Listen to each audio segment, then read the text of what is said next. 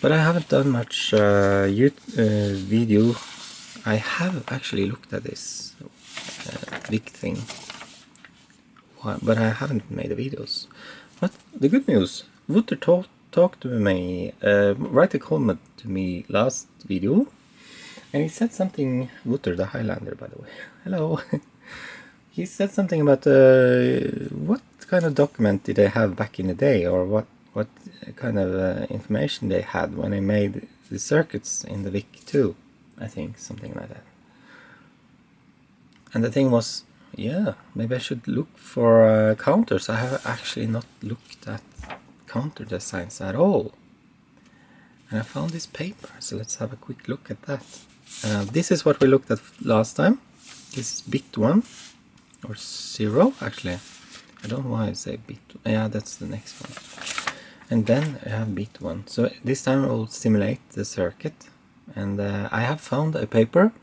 So I found this. It's something called an alternating NAND and NOR carry chain. What the hell is a carry chain anyway?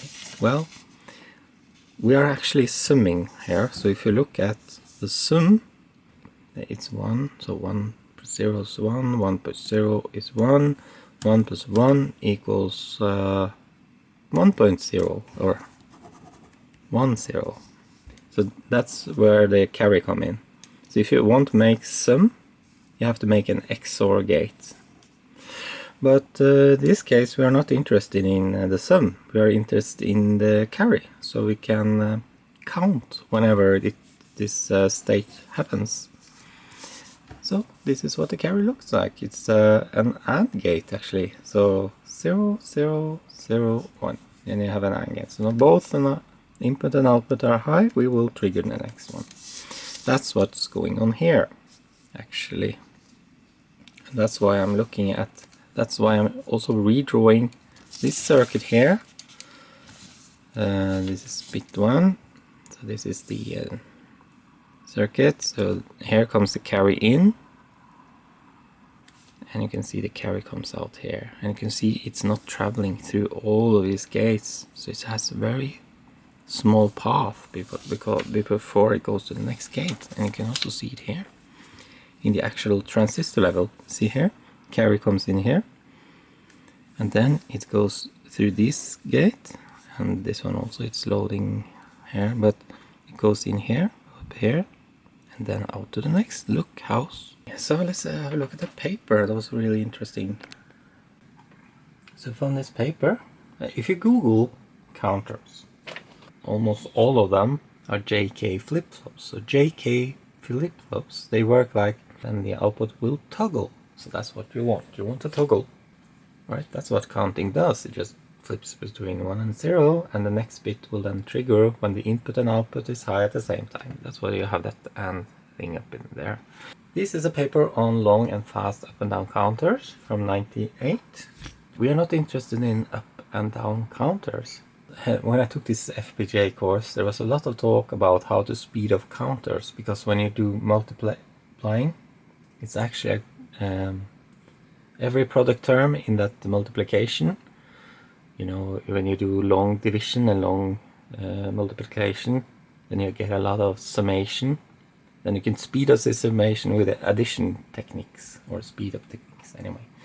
The biggest problem you have is actually the carry, because the carry has to travel through the whole, like here it has to travel through the whole thing.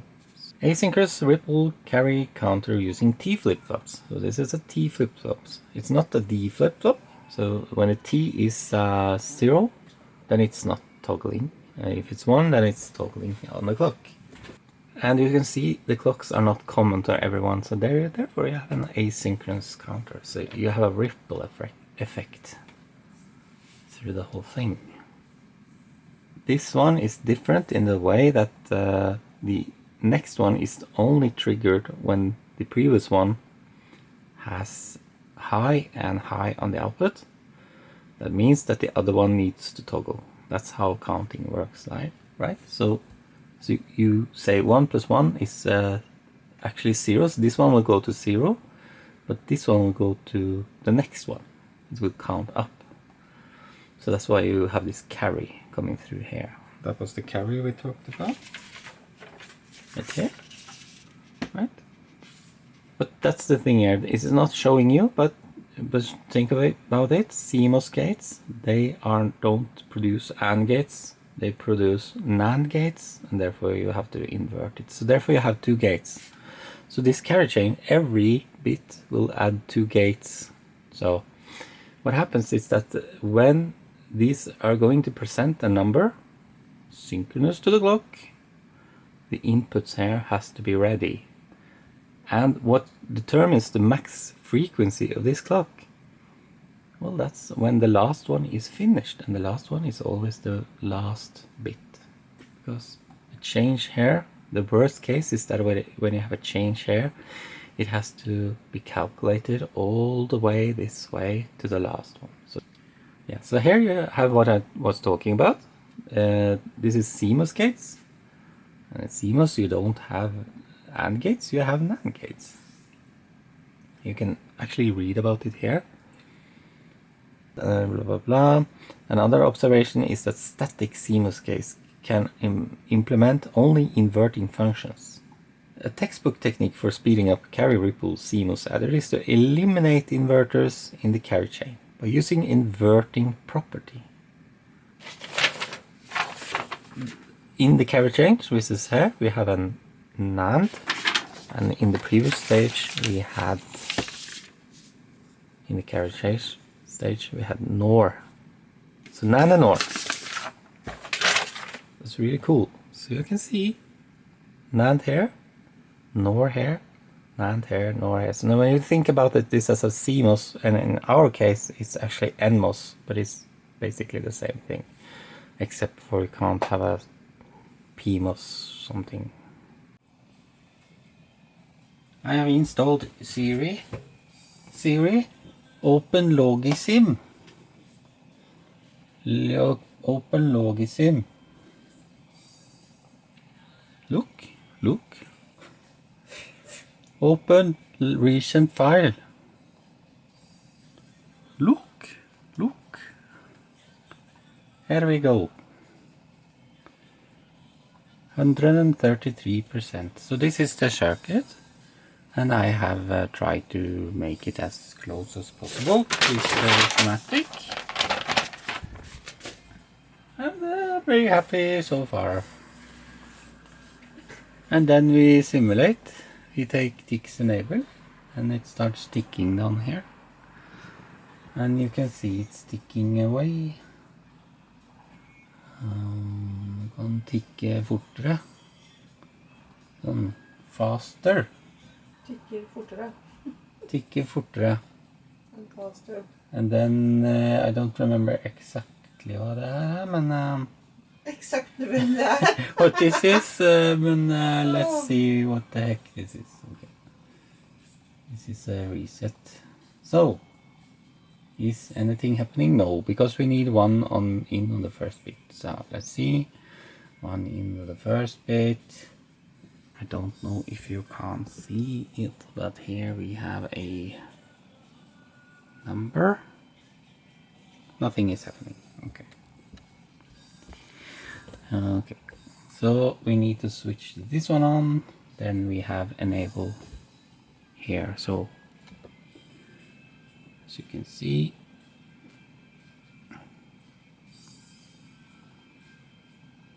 nothing is happening. As per usual. Hvorfor skjer det ikke noe, Ingrid? Ok, det var reset.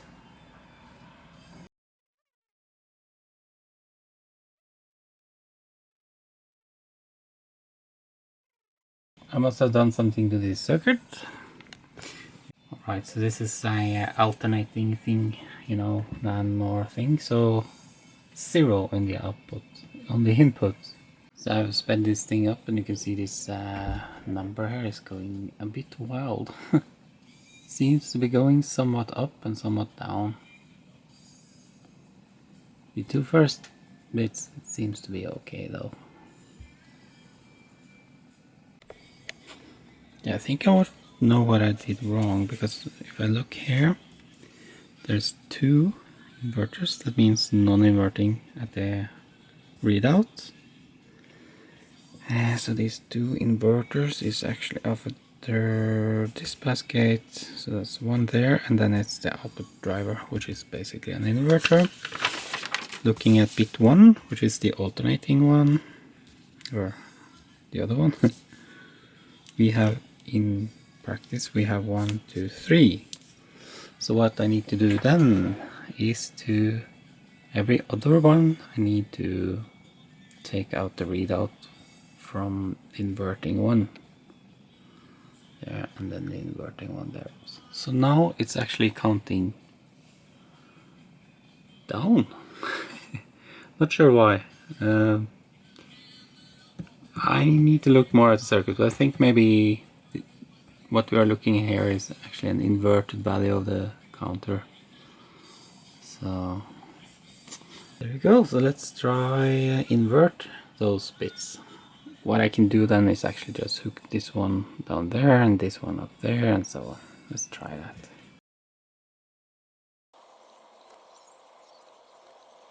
Now you can see I just move this one down here, this one up there, and so on.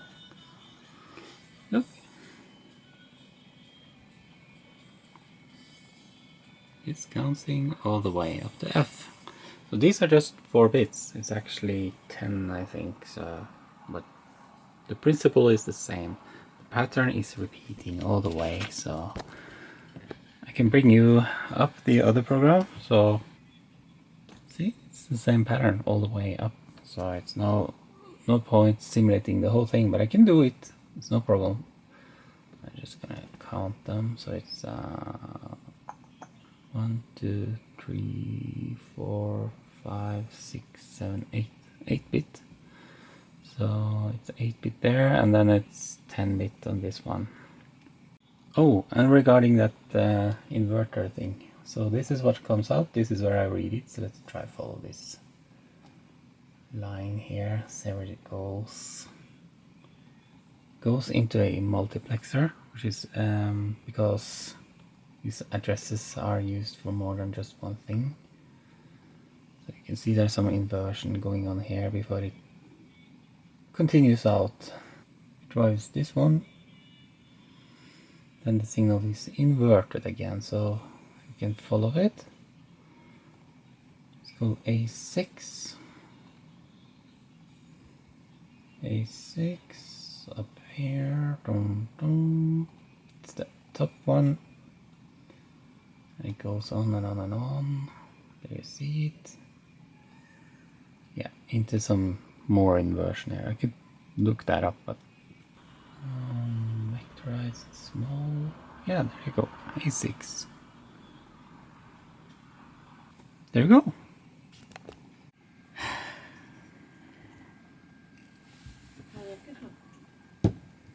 Gizmo, och den är nej.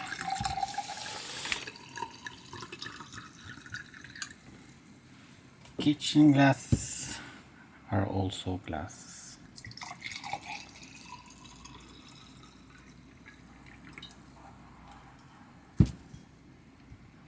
Nu är jag färdig här hos mig. Och sjunger baby, baby, baby, goodbye, you. This is quarantine.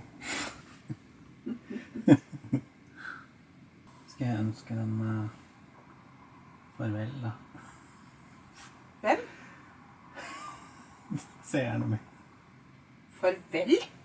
Farväl, farväl. Men nå. Jag dricker en slurk. I have drunken only one slurk. Only one slurk. Okay, the second one. Oh. 2 slurk. 2 slurks.